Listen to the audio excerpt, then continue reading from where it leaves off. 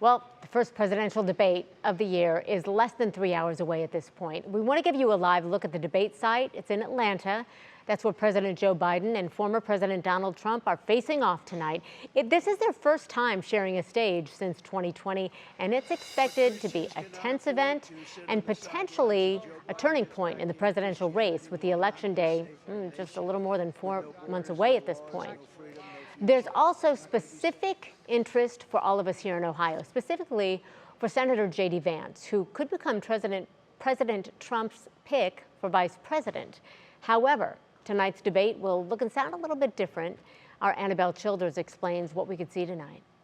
Radical left. Will you shut up, man? Listen. 4 years after their last matchup, President Joe Biden and former President Donald Trump are set to meet in Atlanta.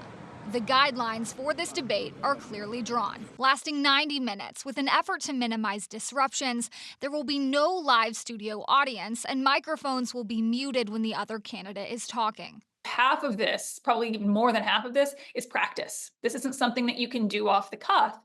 And so knowing where that time limit is and having that internal clock is going to be a big part of it. Dr. Nicole Kalaf-Hughes is an associate professor at Bowling Green State University. She emphasizes this debate is most crucial for the voters currently on the fence.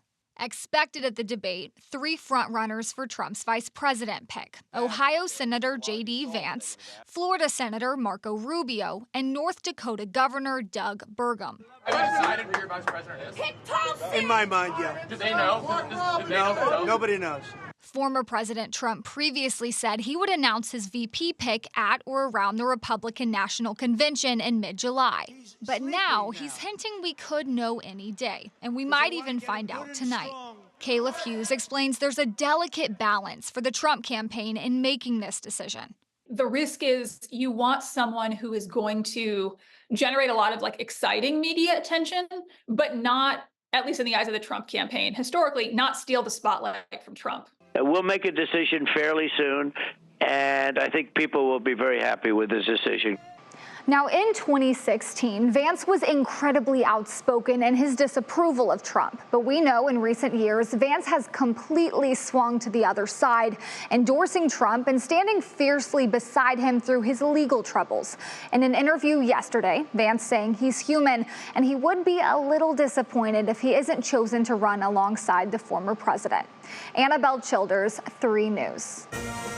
Annabelle, thank you. And you can watch the debate right here on WKYC.